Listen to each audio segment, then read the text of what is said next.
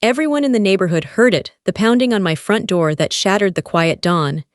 It was the kind of knock that makes your heart seize, the kind you don't forget.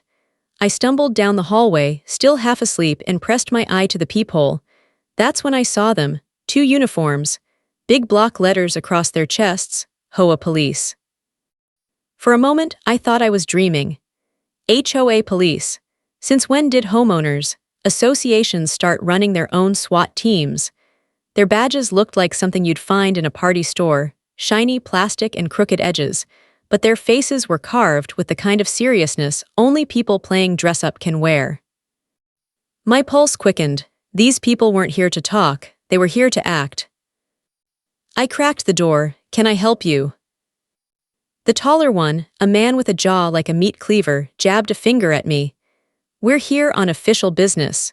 Your property has multiple violations. We need to inspect your garage." The woman with him narrowed her eyes, gripping a clipboard like it was a weapon. "Don't make this harder. We have authority from the HOA." A cold laugh almost slipped from my throat. Authority? I'd seen gang members with more legitimate credentials, but I bit it back. I knew better than to escalate. "I'm an FBI agent," I said evenly. "If you have real cause, show me the papers." That was when the tall man smirked, the kind of smirk that says, "We're not afraid of you." And then I saw her. Karen, standing smugly behind them with her arms folded like a queen who finally had her throne. Her grin curled like smoke, her chin tilted high. "Oh, don't try to play tough, agent," she said, her voice soaked in sugar and venom. "You don't get special treatment just because of your job." My stomach twisted. Of course, this whole show was her doing. The fake officer pulled a piece of paper from his pocket, bold letters stamped across the top. "Notice of investigation, HOA Police." No seal, no signature, no legal anything, just cheap ink on cheap paper. I stared at it, then back at them. "This isn't worth the paper it's printed on." Karen's eyes glittered. "Careful, refusal to comply can be added to your list of violations." The man reached into his belt and pulled out zip ties, holding them up like handcuffs. He leaned in close. "You want to test whether these are fake too?" That's when it hit me. This wasn't about fines or grass height. This was about power, about pushing me until I snapped, until I did something they could twist into evidence. I forced myself to stand still, my jaw tight, my fists itching. "Impersonating an officer is a federal crime," I said softly, meeting his stare. "You're walking a line you can't come back from." Karen stepped forward, her perfume sharp in the morning air. "Don't threaten them. Everyone knows you think you're above the rules, but soon, everyone will see the truth." And then my phone buzzed. My boss's name lit the screen, my chest hollowed. He had never called this early. "I need to take this," I muttered, stepping back inside. The man barked after me, "We're not done here." But I shut the door in his face. My boss's voice was low and strained. "Get to the office. Now, we've got a problem." I froze. Is this about a complaint against me? Silence, then, "I'll explain in person." The line went dead. My blood turned to ice. When I opened the door again, they were still there. Karen, the uniforms, all 3 of them staring me down like wolves at the edge of the firelight. "I have to go," I said. "We'll deal with this later." "If you leave," the woman snapped, "we'll mark you uncooperative." Karen's smile was a knife. "You don't want your neighbors to see you running away, do you?" I could almost hear the shutters opening on the houses around me, eyes peeking through blinds, waiting to see the FBI agent fold under the thumb of the self-proclaimed HOA Police. But I refused to give them the show. "You want to recommend disciplinary action," I said, my voice hard. "Recommend it to whoever you want, but get off my property." Karen's eyes narrowed. The fake officers stepped back. One of them raised a phone and snapped a picture of me, the flash burning into my vision. "Smile for the records," Karen whispered. My chest tightened as I slammed the door.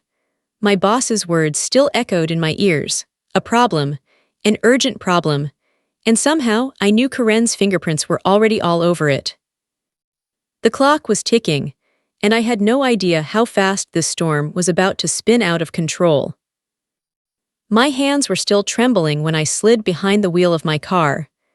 The fake cruiser sat at the end of the street, its windows dark, its engine silent, like a predator waiting for me to move.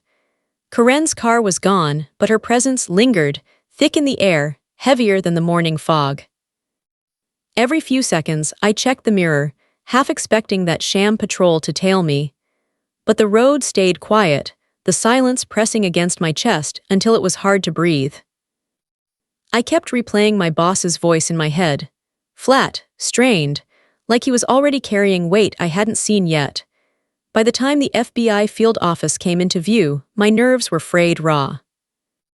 Inside, fluorescent lights hummed overhead as I walked through the lobby. People glanced up. Some nodded. Others looked at me too long, their eyes sliding away as soon as I met them. Whispers seemed to follow my steps down the hallway. My boss was waiting. His arms were crossed, his expression carved in stone. "You took your sweet time," he snapped, jerking his head toward his office.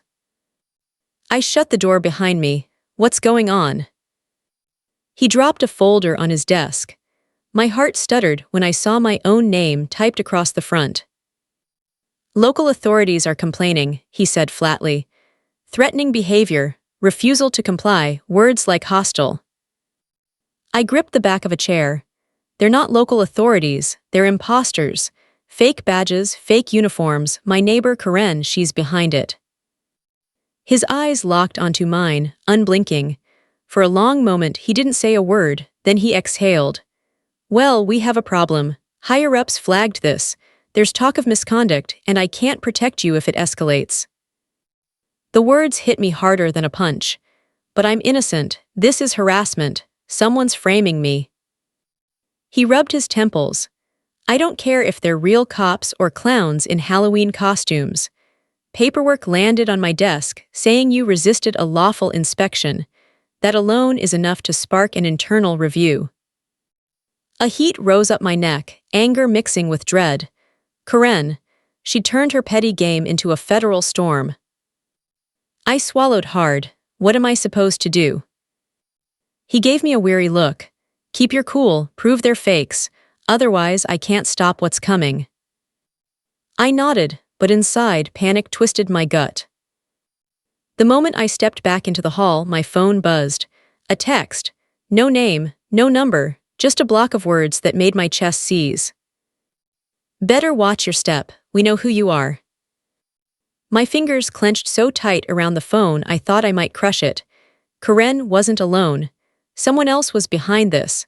Someone who knew enough about me to dig under my skin. The day passed in a blur of stares and half-whispered conversations. A few colleagues looked at me like I'd already been convicted. By the time I reached the break room, I was exhausted, my nerves stretched thin. That's where Davis found me. "Got a second?" he asked quietly, glancing over his shoulder. Sure." He leaned in, his voice low. "I overheard something. Word is you're on thin ice. You might want to watch your back." A cold knot settled in my chest. "You mean here, or in the neighborhood?" He hesitated, then frowned. "Both, and I'd keep an eye on that Karen lady. She's bragging about getting you in trouble." For a moment, the room seemed to tilt. I steadied myself against the counter, nodding. "Thanks." By the time I walked out of the office that evening, the sun was dipping low, shadows stretching long across the parking lot. My nerves were shot, but the real dread didn't hit until I turned onto my street. That's when I saw it. A strange SUV parked near my house, its windows black as obsidian. The engine was off. No one moved inside, but I could feel eyes on me, watching, measuring. I parked in my driveway and forced my legs to stay steady. Each step to the door felt like walking a tightrope over open air. I slipped inside, locked the door, and yanked the curtains closed. Almost immediately, my phone chimed. An email. Internal affairs. My blood iced over. They wanted an explanation, my altercation with local security. The report was already on their desk. I dropped onto the couch, staring at the screen until the letters blurred. Karen had pulled it off. She'd connected her little game to my career. And now the people I trusted most were asking me to defend myself against phantoms. I tried to steady my breathing, but all I could hear was Karen's voice echoing in my mind. The HOA has eyes. And in that moment, I realized she wasn't bluffing. The fake cruiser was back the next morning, parked at the end of my street with its lights off. Like it belonged there. Like it owned the block. I pulled into my driveway, pretending not to notice, but my pulse hammered as I shut the car door. Through the blinds, I watched it sit there motionless, daring me to step outside. And I couldn't shake the thought they weren't just watching. They were documenting. Every move, every breath. When my phone buzzed, I leapt. A voicemail this time, a muffled voice, distorted, almost metallic. We know you're digging, back off or this gets worse. My stomach churned. Karen wasn't just running a neighborhood stunt anymore. This was a machine, and she'd found gears I didn't know existed. The next day, I tried the official HOA hotline, desperate for clarity. But the number rang to nothing more than a recorded message. Technical difficulties. Please try again later. My email bounced back. Even the neighborhood website looked gutted, barely updated, stripped of contact info. Karen had gutted the system, then filled the vacuum with her own empire. I called Alvarez, my police contact, explained everything. Fake citations, bogus badges, intimidation at my front door. He sounded skeptical at first, but when I mentioned the cruiser's plate, his tone sharpened. Give me the number. If it belongs to a private firm, they can't legally act as law enforcement. It was the first flicker of hope I'd felt in days. But outside my window, my neighbors were changing. Eyes followed me when I took out the trash. Conversations died when I walked past. And one morning, Tamara, one of the only people who still dared talk to me, showed up at my door. Pale, shaking. They left this on my porch, she whispered, holding up a paper. A notice. A fine, unapproved paint colors, forced eviction if unpaid. I skimmed it. The language was the same phony legalese they'd tried on me. This isn't real, I told her. Don't pay them, it's a scam. But her eyes brimmed with fear. I can't risk it. If nobody stops them, maybe it is real. I wanted to promise her safety, but the words stuck. Because deep down, I wasn't sure. At the bureau, things weren't better. My boss called me in again, folder in hand. Reports, complaints. Phrases like aggressive conduct and pattern of hostility. I pushed the fake citations across his desk. These are worthless. Karen's behind it all. He frowned, unreadable. If they're calling themselves private security, I can't wave a wand and make this vanish. Higher-ups are asking questions. The walls were closing in. My job, my home, even the trust of my neighbors. That evening, I snapped.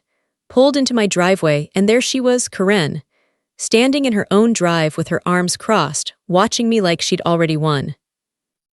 I marched across the street, my chest tight, my voice barely steady. We need to talk. She raised an eyebrow. Go ahead. You've set these fake officers on me. You're targeting innocent neighbors. Why? Her lips curved into a smile that didn't reach her eyes. It's not personal. People forget we have standards. I'm just making sure we enforce them. By scaring everyone, I shot back. She tilted her head, feigning innocence. Scared? They don't look scared to me. They pay the fines, they follow rules. Life goes on. Her arrogance burned in my chest. What's your end game, Karen? For a moment, she pretended not to understand. Then she shrugged. I'm cleaning up the neighborhood. You're the one refusing to cooperate. Before I could answer, one of her faux cops strolled over, flashing his toy badge. Move along, he ordered. We have business with Miss Karen.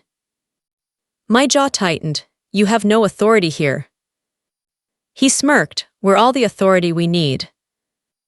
I forced myself to step back.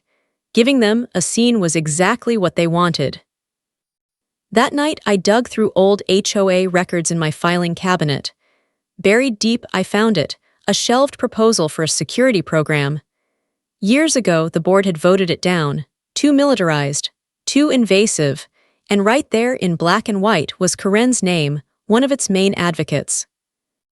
A chill rippled through me. She'd been planning this for years, waiting, plotting. And now she had an army. Days later, Alvarez called me back, his voice steady. That plate you gave me belongs to a private security outfit.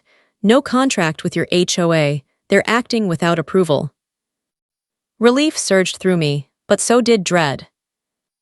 This is proof they're not real, I said, but how do we tie it to Karen? He hesitated. I can't dig deeper without a formal complaint, and so far, you're the only one willing to go on record. I realized then what Karen had built wasn't just a scheme, it was fear, a wall of silence. My neighbors were too scared to speak, and I was left alone, a single voice against her entire machine. At the bureau, the pressure mounted. Internal Affairs asked pointed questions about my hostile behavior. Thinly veiled threats about suspension hung in the air. Even the few colleagues who believed me were afraid to get involved. And then came the final blow. An envelope taped to my door, heavy paper, embossed seal. Violation of Community Ordinance 301. Penalty, immediate fine or corrective measures. I ripped it open, my hands shaking. Karen had escalated. She wasn't just circling me anymore, she was aiming to destroy me. The envelope still sat on my kitchen table, torn wide open, the bogus fine staring up at me like an accusation. I'd read it 3 times, and still my stomach twisted every time my eyes landed on the words corrective measures. That wasn't HOA language. That was intimidation, pure and simple. I snapped, dialed Karen's number with shaking hands, left a furious voicemail demanding she stop this circus before it went too far. An hour later, my phone rang. Blocked number, I answered. Don't threaten Karen again, the voice hissed through static. We know your boss, we can make your life difficult. Click silence. My hand trembled as I set the phone down. Whoever was backing her wasn't just some neighbor with too much free time. This was organized.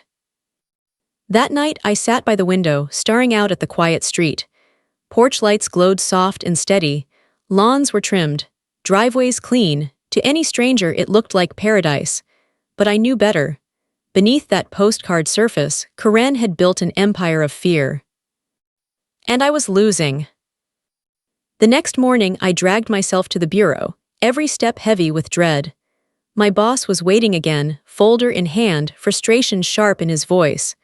More complaints, he said, dropping the stack onto his desk. All from your neighborhood, aggressive conduct, harassment, even property damage. My mouth went dry. That's absurd. He pinched the bridge of his nose. I believe you, but the higher-ups don't care. It's black and white on paper. Neighbors signed statements. Karen had managed to twist the whole block into her witnesses. Give me a chance to prove they're frauds, I said, forcing the desperation out of my tone. He sighed, long and weary. Do it fast. Internal Affairs is breathing down my neck. By the time I left the office, my hands were shaking. Karen was winning, not just with fake fines, but with signatures and testimonies. She built a paper trail strong enough to choke me. That evening, I pulled into my driveway. The fake cruiser was parked right outside my house now, bold as daylight, its windows black and unblinking. My pulse raced, but I refused to show fear. I stepped toward it. The driver rolled the window down an inch. A harsh voice snapped, "Back off or you'll regret it." The engine roared to life, and they peeled away, leaving tire marks across the pavement. My chest heaved. My career was dangling by a thread. My neighbors had turned against me, and Karen's grip only tightened. I went inside, shut the door, and tried to think, tried to plan, but the truth pressed in from all sides. I was cornered. Then late that night, my phone buzzed. A text from Tamara. There at my door, I'm scared. I bolted upright. Her house was just down the block. I ran, keeping to the shadows, heart hammering with every step. When I reached her place, I froze. The fake officers stood on her porch, pounding on her door. Open up, the tall one barked, or we'll mark this as another violation. Tamara's voice quivered from inside. Please just leave. I stepped out from behind the hedge. Enough, my voice rang sharper than I expected. I'm FBI, this is intimidation, leave her alone. The woman officer sneered, pulling a paper from her clipboard. She just needs to sign a statement. Confirm her neighbor, been harassing the community. My blood boiled. They were trying to force Tamara to betray me. Back off, I growled. She's signing nothing. The tall officer shoved me. I stumbled down the porch steps, caught myself just before I hit the ground. He pulled out his plastic zip ties, a smug grin spreading across his face. One wrong move, he said, and we'll file assault charges. I steadied myself, my voice low, even. Impersonating an officer is a federal crime. I'll see you behind bars. His grin twisted darker. You won't get that chance. Then another voice. What's going on here? We all turned. Alvarez, off-duty plainclothes, but his badge gleamed as he held it high. Relief surged through me. He stepped closer, his tone sharp. Ma'am, are these men trespassing? Tamara cracked her door, tears streaking her face. Yes, they won't leave. Alvarez's gaze hardened. Show me ID, driver's licenses, now. The fake badges came up again, flimsy as ever. Alvarez didn't even blink. That's not official. You leave this porch, or you're coming in for questioning. The officers faltered. One stammered. We have authority from the HOA. Wrong answer, Alvarez said, crossing his arms. This is private property. Step away now. His radio crackled as he called for backup. That was all it took. The two exchanged a glance, pale now, and bolted for their cruiser. Tires screeched as they vanished into the night. Tamara collapsed onto her couch, shaking. They wanted me to sign something saying you were harassing us. Said if I didn't, they'd take me to court. I clenched my fists. It's a bluff, their paperwork means nothing, we'll prove it. But even as I said it, doubt gnawed at me. Because deep down I knew Karen wasn't bluffing. Not anymore. And if she could twist my neighbors against me, what else could she do? I didn't sleep that night. Every creak of the floorboards, every gust of wind against the window had me bracing for another knock at the door. By dawn, I was still sitting at the dining table, notes scattered around me like the aftermath of a storm. Every bogus citation, every flyer, every voicemail. A pattern was starting to emerge, a timeline of Karen's takeover.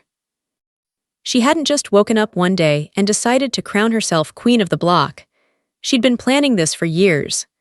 Slowly gutting the real HOA's authority, silencing anyone who pushed back, then sliding her own rules into the cracks. The next morning, I drove to Alvarez's station, a manila folder on my passenger seat stuffed with everything I had. Flyers recruiting neighbors to join the so-called HOA police. Copies of fake citations. Notes Tamara had shared. Evidence of a shadow system Karen had woven into our neighborhood. Halfway there I spotted it. A black sedan in my rearview, tinted windows, too close. For 3 blocks it followed every turn. When the light turned green, it lingered behind me, holding back just far enough to make its presence undeniable. My grip on the steering wheel tightened. When I finally pulled into the station lot, the sedan slowed, then slipped down a side street. My chest heaved. They were watching, always watching. Inside, Alvarez's office was cramped, papers piled on every surface, but he pushed them aside to make room for my folder. He flipped through each page, his eyebrows climbing higher. This is bigger than I thought, he muttered. recruiting volunteers, collecting money. These people are operating like they've got legal ground. They don't, I said sharply. Karen's name is all over this. She's been using the HOA as cover. He frowned. Problem is you need more than suspicion. We'd need signed statements from neighbors, written testimony. Otherwise, it's just hearsay. I slumped into the chair, frustration boiling over. She's scaring everyone into silence. Nobody's willing to put their name on a complaint. Alvarez tapped the folder. Then find someone who will. Until then, my hands are tied. I left the station with my pulse pounding, the weight of his words pressing heavy on my chest. Karen's wall of fear was stronger than any badge I carried. The next day, my phone buzzed with a text from my boss. We need to talk, ASAP, first thing tomorrow. I knew what that meant. Another round of complaints, another file of fabricated reports. My job wasn't just at risk, it was circling the drain. That night, sleep finally came in jagged pieces, only to be broken by the slam of a car door outside. I crept to the window, heart thudding. A figure stood by the curb, watching my house. Taller than Karen, broader. They lingered just long enough for me to feel the chill of being marked, then climbed back into a car and drove off. By morning, I was running on fumes. My boss was waiting by his office, his face carved with worry. He dropped a thick file onto his desk. A dozen new complaints, all from your neighborhood, harassment, property damage, threats. My jaw tightened. That's impossible. She's pressuring people into signing whatever she wants. He rubbed his temples. I believe you, but the higher-ups see a pattern. This is going to escalate unless you give us something solid. Something solid. But Karen had built her fortress out of lies, and now the Bureau was leaning on me to tear it down. I left the building drained, my thoughts spiraling. Karen wasn't just manipulating neighbors anymore. She was manufacturing paperwork, feeding it into channels that reached my career, my life. By the time I pulled into my driveway, the fake cruiser was back, sitting in plain sight, engine idling. I walked toward it, ready to end the charade once and for all. The window rolled down just an inch. Back off, a voice growled, or you'll regret it. The car peeled away before I could answer, exhaust fumes swirling in the air. I stood there on the curb, fists clenched, breath ragged. Karen's scheme wasn't just a nuisance anymore, it was a siege. And the worst part, she wasn't alone. She had power backing her, real connections. The kind that could make a man disappear without ever leaving his own street. And for the first time, I realized I might be in deeper than even the FBI could pull me out of. The conference room was colder than usual. Maybe it was the air conditioning, maybe it was the row of faces staring me down from across the long table. Senior agents, supervisors, people who normally shook my hand in the hallway but now watched me like I was a stranger. My boss stood near the back, his expression tight. He didn't say a word as one of the panelists cleared his throat. We're here to discuss numerous complaints filed against you, the older man said. Alleged threats to neighborhood authorities, repeated refusal to obey local regulations. My stomach twisted. Those authorities are fakes. Their badges aren't real, their citations are scams, I have documents. Another agent, a woman with steely eyes, lifted a thick folder.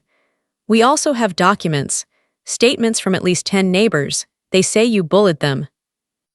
Heat surged through my chest. Those statements are false. Karen, my neighbor, she's been orchestrating this. She. The door opened. And my words died in my throat. Karen walked in. Not in her usual casual clothes, but in a sharp suit, hair pinned neatly back, a sleek briefcase in her hand. She carried herself like she belonged there, her chin lifted, her smile delicate but poisonous.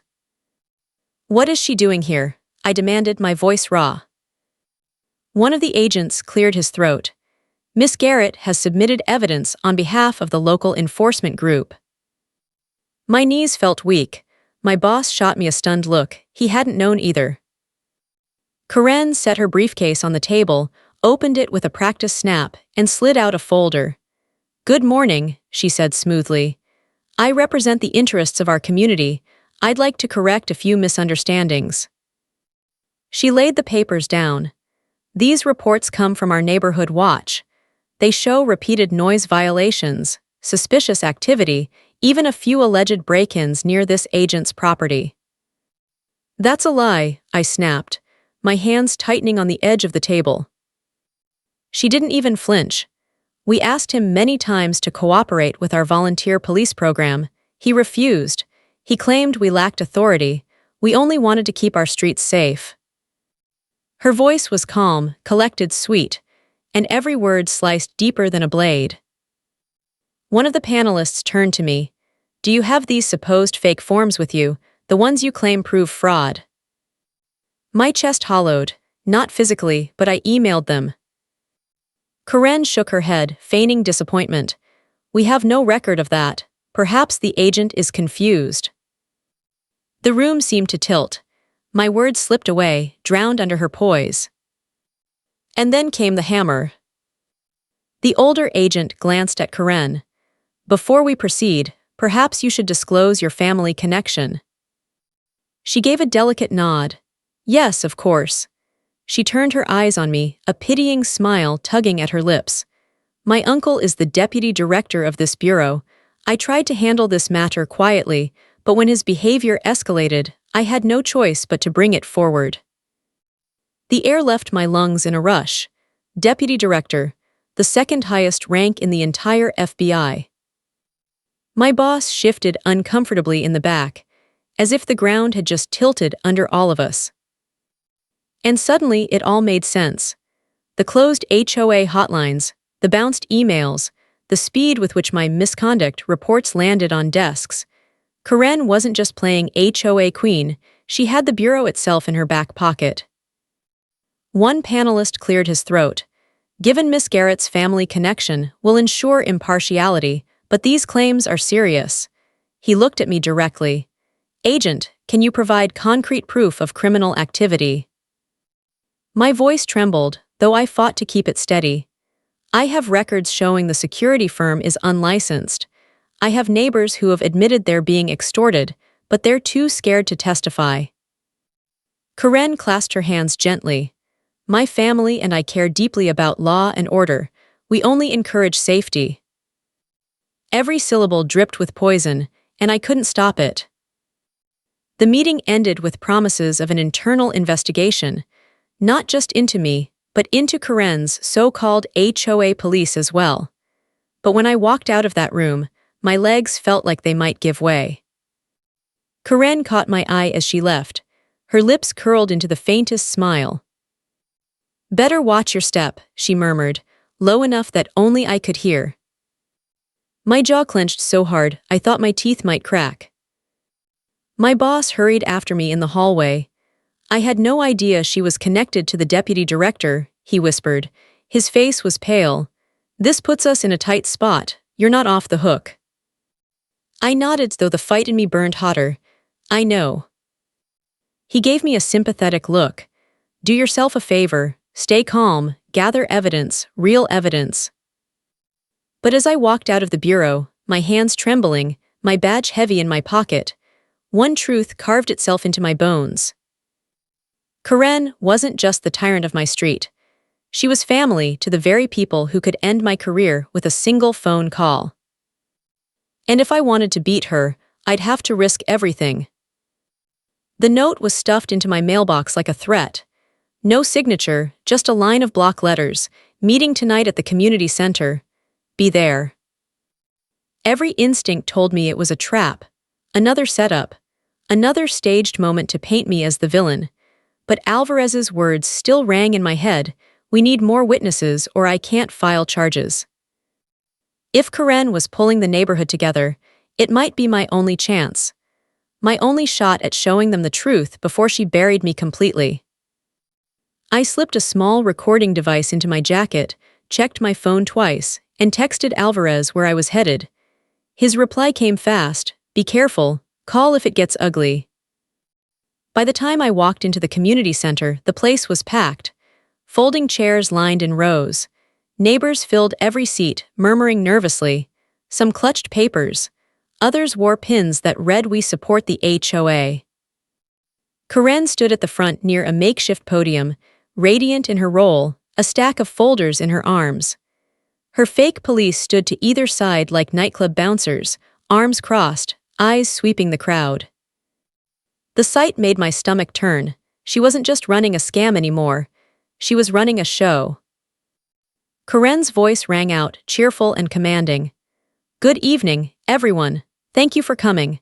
As you know, our community has faced disruptions, violations, and safety concerns. That's why I took the initiative to establish our new HOA police, to restore order and keep our neighborhood safe." Applause erupted from the front rows. A handful of loyalists. The rest stayed quiet, their unease written across their faces. Karen lifted her chin. Unfortunately, not everyone supports these efforts. Some would rather bring chaos than follow rules. Her eyes flicked to me, just for a second, but long enough for the message to land. I stood up, my voice cut through the murmurs. "That's enough." The room fell silent. Karen blinked. "Excuse me." I walked to the center aisle, every step steady despite the hammering in my chest. "Your so-called HOA police are not legitimate. They're a private security firm with no legal authority. You've been extorting your neighbors, threatening them, harassing them." Gasps rippled through the crowd. A few heads turned toward Karen. Her smile strained. "This is a community meeting, not a courtroom. Sit down before you embarrass yourself further." I pulled my phone from my pocket, thumb hovering over the screen. "I have proof. Their license plate traces back to an unlicensed firm. No contract, no authority, and Alvarez, our local police, has confirmed it." One of the fake officers stepped toward me, but I raised my badge high. "Federal agent, touch me and you'll regret it." The officer hesitated. I turned back to the crowd. "She's been pocketing money from fake fines. Look at the papers she's holding. No seals, no signatures, just intimidation dressed up as law." A murmur rose. A man in the second row stood, pointing at Karen. "Karen, is that true? These aren't real security." Her mask cracked. For the first time she faltered. "They're volunteers, neighbors helping neighbors." "Volunteers don't write citations," I said sharply. "And they don't carry zip ties or threaten to arrest people." The crowd stirred. A woman near the front snatched one of the forms off Karen's stack. She held it up, voice trembling. "This doesn't look official at all. There's no seal, no signature." Karen lunged for it, panic rising. "That's confidential." But it was too late. Phones came out. Flashes popped. Neighbors snapped photos, passing the papers around. One of the fake officers backed away, muttering, "I didn't sign up for this," before bolting out the door. Karen's face went pale. She tried to gather her composure, but the tide had already turned. And then Alvarez appeared at the entrance, uniform crisp, voice steady. "Everyone stay calm. This is now an active investigation into unauthorized security practices and possible extortion." The room erupted. Neighbors stood, voices clashing, fear and anger spilling out after months of silence. Karen's voice cut through the chaos, desperate now. "This is harassment. I have connections. You can't do this." But nobody backed her. Her empire had cracked in front of everyone. Alvarez strode forward, cuffs in hand. "Ma'am, I need you to come with me." Karen stumbled back, her eyes darting wildly across the crowd. No, you don't understand, my uncle." But the words fell flat. Because in that moment, every neighbor saw her for what she really was. Not a savior, not a leader, but a fraud who had built her power on lies. Alvarez locked the cuffs around her wrists. The snap echoed through the room like thunder. And for the first time in weeks, I felt air fill my lungs. Karen Garrett, the self-proclaimed queen of our street, had finally been dethroned. The community center emptied in a rush of voices. Neighbors whispered to each other, shaking their heads, clutching the fake citations they, once believed were real. For the first time in weeks, their fear wasn't directed at me. It was directed at her. Karen. She stood rigid as Alvarez led her out in handcuffs, her voice rising in one last desperate plea. You'll regret this. My uncle will hear about it. You don't know who you're dealing with. But the words sounded hollow now, empty. Nobody followed her. Nobody defended her. I stayed at the back of the room, letting the crowd's anger wash over her instead of me. Tamara found me, tears shining in her eyes. You did it, she whispered, her voice trembling with relief. You stopped her. I nodded, though my chest was still tight, adrenaline still burning in my veins. We stopped her, I corrected. In the days that followed, everything unraveled fast. Alvarez filed his report, backed up by witness statements from the very neighbors who had once stayed silent. With the paperwork and recordings from that night, the evidence stacked up like a wall Karen couldn't climb. The audit came next. The real HOA quiet, buried for months under Karen's shadow, finally resurfaced with investigators in tow. They combed through every fine Karen had collected, every dollar she had pocketed. Thousands stolen under the guise of community order. Her so-called police, nothing more than a private firm tied to shell companies, now under investigation for unlawful enforcement. They vanished overnight, their cruiser gone, their uniforms discarded. The illusion of power shattered as quickly as it had been built. And Karen herself. Her uncle, the deputy director, denied knowing anything, but the scandal splashed across desks and whispers spread through halls. Quietly, weeks later, he resigned.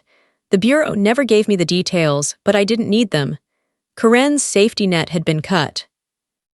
For the first time in months, my street was quiet again. No fake cruisers lurking at the corner. No phony citations taped to doors. Just kids riding bikes on sidewalks and porch lights flickering on at dusk. One evening, Tamara came by with a plate of cookies. She laughed nervously, admitting she'd nearly packed her bags during the worst of it. I thought I'd lose my home, she said softly. If you hadn't fought back, I don't know what would have happened to us. Her words lingered long after she left. Because the truth was, I'd almost lost everything too. My badge, my career, my reputation. Karen had nearly destroyed it all with nothing more than fear and a little paperwork. A week later, my boss called me into his office. His expression was unreadable as he flipped through a folder. For a moment, I braced for the final blow. Then he looked up. Turns out you were right all along, he said. His voice softened, the faintest smile tugging at the corner of his mouth. Internal affairs cleared you. Karen's operation was illegal and unauthorized. Neighbors admitted they filed complaints under pressure. Your record's clean, you're back on track. Relief crashed over me like a wave. For the first time in what felt like forever, I let myself breathe. I walked out of the bureau with my shoulders lighter, my steps steady. The sun was bright, the air crisp, and for once, it didn't feel like eyes were on me. That night, I sat on my porch, watching the street settle into its quiet rhythm again. A couple walked their dog. Kids chalked stars onto the sidewalk. Life, normal life. No more fake cops, no more phony citations, no more empire of fear. Just neighbors, just a street, just home. And as I leaned back, the weight of it all finally lifting, a thought struck me. Sometimes, the strongest victories aren't the ones that roar. They're the ones that slip back into silence, where peace feels louder than any war. Karen had tried to turn our suburb into her kingdom. She tried to weaponize fear, lies, and power, but in the end, all of it crumbled. And I was still standing.